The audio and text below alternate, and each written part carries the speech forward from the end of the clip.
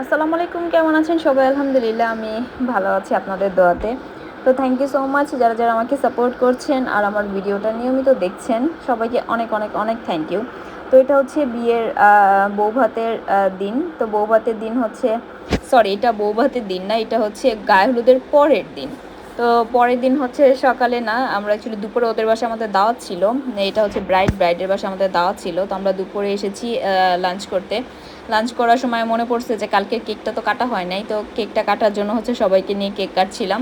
তো আমরা খুব এনজয় করছি, অনেক মানে অনেক বছর পরে কোনো একটা বিয়েতে মনে হয় এত মজা করছি আমরা। যদিও সবাই অনেক আন্তরিক আর সবাই আমরা অনেক মিশুক ছিলাম, অনেক মানে আমাদের বন্ডিংটা খুব ভালো ছিল, যার কারণে আমরা খুব এনজয় করতে পারছি। তো এখান থেকে হচ্ছে কেক ঠেক খেয়ে তারপরে হচ্ছে ওরা দুই ভাই বোন প্রচুর লাজুক, আমার কাছে অনেক ভালো লাগে। ছেলেটা নাম হচ্ছে শুভ, মেয়েটার নাম হচ্ছে বিথি। ওরা দুইজনে মাসাল্লাহ অনেক লক্ষ্মী দুইটা বাচ্চা। তো এই আর কি অবস্থা। তো দুইজনেই মেডিকেলে পড়ালেখা করছে। সো ওদের আমার ফ্যামিলিটা আমার খুব বেশি ভালো লাগে, যার কারণে হচ্ছে আমি আরও বেশি আন্তরিক হয়ে যাই ওদের প্রতি। তো ওরা হচ্ছে কেক কাটাকাটি শেষে, যদিও কেকটা একটুও মজা ছিল না, একটুও মজা ছিল না, আমার কাছে একটুও মজা লাগে নাই যদিও। তারপরে হচ্ছে আমরা কেক ঠিক কেটে দেন হচ্ছে আমরা খাওয়া দাওয়া করি। খাওয়া দাওয়ার পরে হচ্ছে ও দেখাচ্ছিল, যদিও সম্পর্কে আমি ওর মামি হই। তো বলতেছিল, মামি আসেন আপনাকে আমার ব্রাইডে মানে বিয়ের জিনিসপত্রগুলো দেখাই। তো এগুলো হচ্ছে সব অ্যান্টিক, এগুলো নর্মাল, গোল্ডের না, গোল্ডেরটা এখন আসে নাই। গোল্ডেরটা ছেলেরা নিয়ে আসবে। ও হচ্ছে যেগুলো গোল্ডের সাথে এক্সট্রা অ্যাক্সেসরিজগুলো কিনেছে সেগুলো আমাকে দেখাচ্ছিল। তো এটা হচ্ছে হচ্ছে ওদের রিসিপশনের জন্য, আর এটা হচ্ছে একটা বৌভাতের জন্য, একটা রিসিপশনের জন্য। তো এটা হচ্ছে রিসিপশনের জন্য, এটার সাথে গোল্ড পরবে আর সাথে জাস্ট এই অর্নামেন্টসগুলো। তো সবগুলি মোটামুটি অনেক সুন্দর ছিল, আমাকে দেখাচ্ছিল। যদি আমি খুলতে নিষেধ করতেছিলাম যে শুধু শুধু আবার খুলে আবার প্যাকিং করে আবার হচ্ছে সব রেডি করে পার্লারে নিয়ে যাবে, তো একটা এক্সট্রা ঝামেলা। তো ওই দেখাচ্ছিল। তারপরে আমি হচ্ছে যে ওর বাকি লেহেঙ্গাটা বের করছি। তো লেহেঙ্গাটা আমি খুলতে নিষেধ করছি, যেহেতু সব লেহেঙ্গা একই রকম থাকে আর উপর থেকে শুধু শুধু খুলে ভাঁজটা নষ্ট করে আবার নিয়ে যাবে, এটা কষ্ট হবে। তাই আমি বলতেছিলাম জাস্ট উপর থেকেই দেখো, আমি কালারটা দেখলে বুঝবো, আর যখন তুমি পরবা তখন তো দেখাই যাবে যে তুমি পরতেছো, তখনই দেখবো একবারে। তো আমার কাছে খুব ভালো লাগছে, বিশেষ করে ওর ওড়নাটা আমার কাছে অনেক ভালো লাগছে। আমি এরকম একটা ওড়না চিন্তা করছি যে অর্ডার দিব কিংবা বানাবো। আমার একটা লেহেঙ্গা আছে, লেহেঙ্গার সাথে আর কি পরবো। তো আমি একটা লেহেঙ্গা কিনেছিলাম ওদের বিয়ে উপলক্ষে, যদিও পরি নাই। কেন যেন লেহেঙ্গাটা তখন পরেছিলাম যখন ট্রায়াল দিয়েছি, তখন ভালো লাগতেছিল, বাট ওখানে গিয়ে যখন আমি ট্রায়াল দিলাম, মানে বিয়ে বাড়িতে নেওয়ার উদ্দেশ্যে লেহেঙ্গাটা টেনে বয়ে নিয়ে গেছে এত কষ্ট করে, তখন যখন আমি পরলাম এত বিশ্রী লাগতেছিল। ওই লেহেঙ্গাটাই সেম লেহেঙ্গা আমার মেয়েটাও পরছে। তো ফাইজা আর আমি হচ্ছে সেম লেহেঙ্গা কিনেছিলাম, ও পরছে, আমি আর পরতে পারি না, তো ওর মনটা খারাপ ছিল। তো এটার অল্টারনেটিভ আমি একটা শাড়ি পরছি। তো খাবার দাবার কথা কি বলবো, অসাধারণ খাবার দাবার ছিল। মানে যদিও পেটে অনেক ক্ষুধা ছিল, এই যে ফাইজার লেহেঙ্গাটা ওই সেম লেহেঙ্গাটাই আমার ছিল, মানে ওর ছোট আর আমার হচ্ছে বড়। তো এই যে আমার মেয়েটা, মাসাল্লাহ, সবাই মাসাল্লাহ বলবেন অবশ্যই। তো এই স্টেজ আমি হচ্ছে যে যেহেতু মানে একদম অন্যান্য ব্লগারদের মতো আমি এতটা অ্যাক্টিভ না যে একদম গিয়ে সেটা ভিডিও করবো। আমার যেন কেন মনে হয় যে সামনে গিয়ে ভিডিও করলে কিংবা আমার প্রচণ্ড লজ্জা লাগে, আমি প্রচুর লজ্জা পাই। জানি না কেন এরকম হয়, আমি জানি না। যদিও আমি এখন পর্যন্ত এরকম ফেমাস ব্লগার হতে পারি নাই, তবে আপনাদের দোয়া থাকলে ইনশাল্লাহ কিছু একটা করবো। হয়তো এই লজ্জাটা সামনে আজ কাজ করবে না, আস্তে আস্তে ঠিক হয়ে যাবে। তো আমার মেয়েটা সুন্দর করে ড্যান্স করতেছে, আমি হচ্ছে পিছন থেকে যতটুকু পারতেছি ঠিক ততটুকুই ভিডিও করছি। তো আমি সামনে গিয়ে, সামনে প্রচুর ভিড় ছিল, যেহেতু ব্রাইড আসছিল, সবাই ওর সাথে ছবি তোলার জন্য অস্থির হয়ে যাচ্ছিল। মাশাআল্লাহ, ব্রাইডের অনেক ধৈর্য, ও ছবি তুলতে অনেক পছন্দ করে। আমি জানি না পছন্দ করে কি না, বাট বিয়ে তো মানুষের লাইফে একবারই হয়।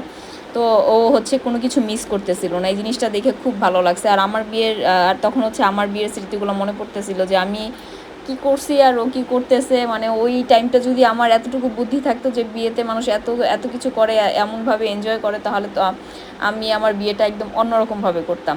এখন হচ্ছে যে যেহেতু সময় নাই, সব কিছু হয়ে গেছে, তাই আর আফসোস করে লাভ নাই। এটা হচ্ছে মেয়ের মা আর হচ্ছে শাশুড়ি, ওরা আসছে ছবি তুলতে। দেন হচ্ছে গোল্ড নিয়ে আসছে, যে শ্বশুরবাড়ি থেকে সেই গোল্ডগুলো পরানো হচ্ছিল।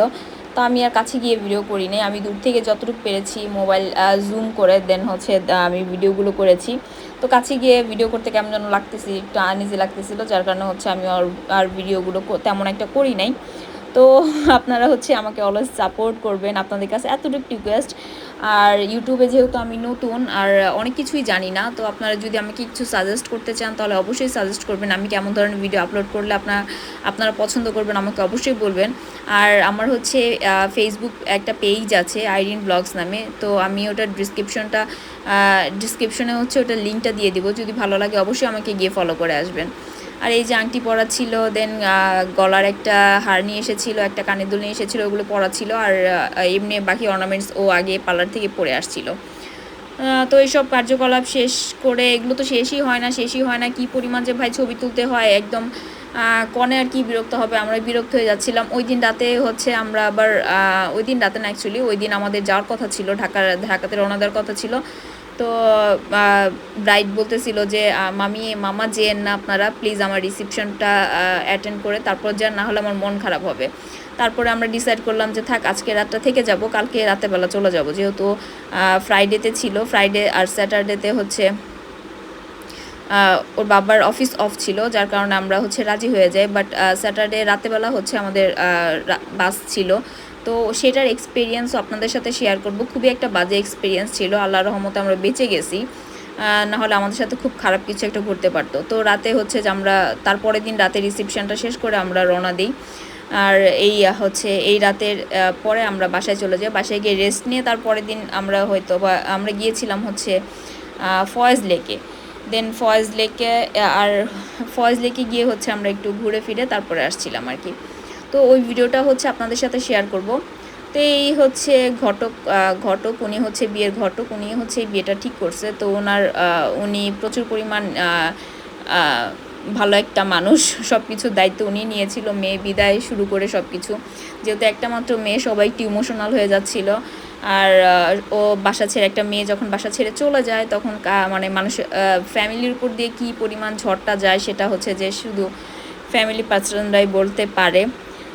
সো ভিডিওতে আমার কোনো ভুল ত্রুটি হলে অবশ্যই ক্ষমা দৃষ্টিতে দেখবেন, যেহেতু আমি ওরকম পারফেক্ট ব্লগার না, আর ব্লগার বললে ভুল হবে, আমি এখন ওইভাবে নিজেকে তৈরি করতে পারি নাই। সো এইভাবে আর কি আমি হালকা হালকা করে এগিয়ে যাচ্ছি। আপনাদের সাপোর্ট থাকলে হয়তো আমি আরও অনেক কিছু শিখবো, অনেকভাবে অনেক কিছু ঠিকঠাক করে আমি হয়তো বা আপনাদের সাথে আবার আসবো। তো আমার শাশুড়ি দেখতেছিল খুব মনোযোগভাবে কী দিচ্ছিল, কীভাবে কী পড়াচ্ছিল, তো উনি আবার এইসব বিষয়ে খুব এক্সপার্ট। তো মাশাল্লাহ ব্রাইডকে অনেক সুন্দর লাগতেছিল। ও হচ্ছে যে ওকে সাজলে এত সুন্দর লাগে কখনো মানে করি নেই, বাট ও হচ্ছে উইদাউট মেকআপ আরও বেশি সুন্দর। তো ও অনেক কিউট, মাশাল্লাহ অনেক কিউট। তো খুব লক্ষ্মী, আবার অনেক কিউট। ওর প্রশংসা যত করা হবে ঠিক তত কম হবে, মাশাল্লাহ অনেক ভালো। এই হচ্ছে আমার মেয়েটা মাশাল্লাহ, সবাই মাশাল্লাহ বলবেন। হচ্ছে যে ওকে ওইখান থেকে আমি আনতেই পারতেছিলাম না, আমি বলতেছি বারবার আম্মু তুমি চলে আসো। ও ভিড়ের মধ্যে দিয়ে কই চলে যায়, ওর বাবারও ঠিক নাই ওরও ঠিক নাই।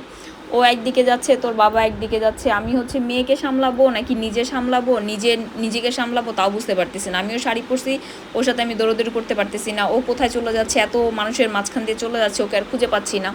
তো একদম নাজেহাল অবস্থা। এই যে আমার শাশুড়ি আমার শ্বশুর ওরা এখানে বসেছিল, দেন বর এসেছে, বরের এন্ট্রি হচ্ছিল, বর আসার পরে হচ্ছে সবাই বরকে বরণ করতেছিল। এখানে ওদের ফ্রেন্ডসরা ছিল, সব ফ্রেন্ডসরা মিলে হচ্ছে সব কিছু করতেছিল।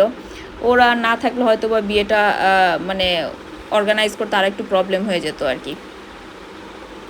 তো তারপরে হচ্ছে এই যে বর চলে আসছে, বরের বোন ভাই সবাই চলে আসছে। উনি যেহেতু উকিল, মেয়ের বাবা, তো উকিল ফাউন্ডেশন থেকে হচ্ছে ওদের একটা সম্মানজনক একটা পুরস্কার পুরস্কার বলতে একটা দেওয়া হচ্ছিল, কি বলে এটাকে, আমি নামটাও ভুলে গেছি। আমার যখন দরকার তখন হচ্ছে সব কিছু ভুলে যায়। তো এই যে ব্রাইডকে আবার নিয়ে আসছিল, ব্রাইড যেহেতু ওখানে বসেছিল, তো বলতেছিল যে ও একটা এন্ট্রি নিবে ভিডিওর জন্য। তো আবার ও ওইখানে গিয়ে বরকে নিয়ে এসে দেন হচ্ছে আবার এন্ট্রি দিছে। যদিও আমি ভিডিওটা খুব বেশি কাছ থেকে করতে পারি নাই, আমি দূর থেকে যতটুকু সম্ভব আপনাদের সাথে শেয়ার করার জন্য ঠিক ততটুকুই করেছি। যদিও ভালো হয় নাই, তো ভুল ত্রুটি হলে বললাম যে আমাকে একটু ক্ষমা দৃষ্টিতে দেখবেন, যেহেতু নতুন ব্লগার। আর যারা ধৈর্য সহকারে এতক্ষণ আমার ভিডিও দেখতেছেন তাদেরকে তো অসংখ্য ধন্যবাদ। অ্যাকচুয়ালি ধন্যবাদ দিয়ে ছোট করব না। আপনারা হচ্ছে সবাই ভালো থাকবেন, সুস্থ থাকবেন, আমি সবসময় আপনাদের জন্য দোয়া করব। আর আমাকে একটু বেশি বেশি সাবস্ক্রাইব করে আর আমার ওয়াচ টাইমটা ফিল আপ করতে অবশ্যই আমাকে সাহায্য করবেন। এই তো বর চলে এসেছে। দেন বর আসার পরে কিছু ফটো সেশন হয়, অনেক ফটো সেশন সবাই বিরক্ত হয়ে যাচ্ছিল, জানি না সবাই বিরক্ত হচ্ছিল না, আমি বিরক্ত হচ্ছিলাম, আমার কাছে খুব বিরক্ত লাগতেছে ওদের। প্রথমত শাড়ি পরছি, দ্বিতীয়ত শাড়িটা ঠিকমতো পরতেও পারি নাই, আমি একা একা পরছি শাড়িটা। তো একটু বিরক্ত হয়ে যাচ্ছিলাম। দেন এই যে বর চলে আসছে, ওর সব বান্ধবীরা হাউমাউ করে চলে আসতেছে।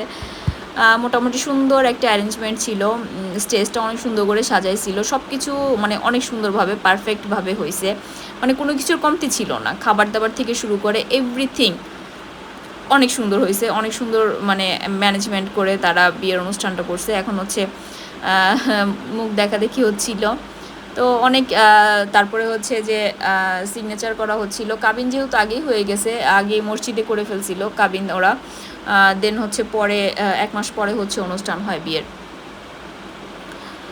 তো এই আর কি, আপনাদের জন্য দেখেন কত কষ্ট করতেছি আমি। হয়তো বা চাইলে এটা মানে ভয়েসটা অ্যাড করতে পারতাম, বাট ভয়েসটা অ্যাড করি নাই, হয়তো বা মিউজিক টিউজিক থাকতে পারে। কপিরাইটের ভয়ে আমি যে কত কিছু করি আপনাদের বোঝাইতে পারবো না। আমি হচ্ছে খুব ভুক্তভোগী কপিরাইট ইস্যুর কারণে হচ্ছে যে আমার এর আগে অনেক প্রবলেম হয়েছে, এই জন্য হচ্ছে খুব বেশি ভয় পাই কপিরাইট ইস্যুর কারণে। মিউজিক থাকলে একদম ফেসবুক বলেন, ইউটিউব বলেন, কোনটা কোন সময় রেস্ট্রিক্টেড করে দেয় তার কোনো ঠিকানাই নেই। তো এই অবস্থায় এখন হচ্ছে মালা বদল করতেছে, এটার পরে মেবি হচ্ছে খাবার দাবারে চলে যাবে ওরা। তো মালা বদলের সময় ভিডিও, এটার পুরো ভিডিওটা আমার হাতে আসে নাই, এটা হচ্ছে আমার মোবাইলে করা ভিডিও। ওরা হয়তো আরও সুন্দর করে ভিডিও করছে, আমি ওটা পাই নাই এখনও, যদি পাই অবশ্যই আপনাদের সাথে শেয়ার করবো। এগুলো হচ্ছে সেই বান্ধবীগুলা যেগুলো হচ্ছে যে কালকে ড্যান্স করতেছিল। তো আজকে সবাই আবার একটু রেস্ট নিচ্ছে, আজকে আর ড্যান্স নাই, আজকে হবে শুধু কান্নাকাটি। তো বিদায়ের বেলা হচ্ছে যে সবার মন অনেক খারাপ হয়ে গেছিলো। মেয়েটা হচ্ছে যে একটা মেয়ের হচ্ছে বিদায়বেলা যে কী পরিমাণ কষ্টের, ওই মুহূর্তটা হচ্ছে মনে পড়ে গেছিলো যে আসলে এই মুহূর্তটা তো আমারও আসছিল। তো মাশাল্লাহ, এটা হচ্ছে যে ওদের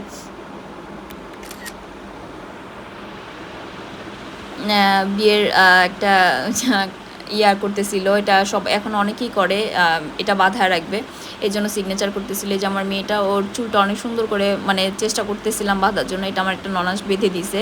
তো যাক আলহামদুলিল্লাহ ভালোই হয়েছে। তারপরে ওর চুলগুলো মাশাআল্লাহ অনেক বড় হয়েছিল, আমি আবার কেটে ফেলছি।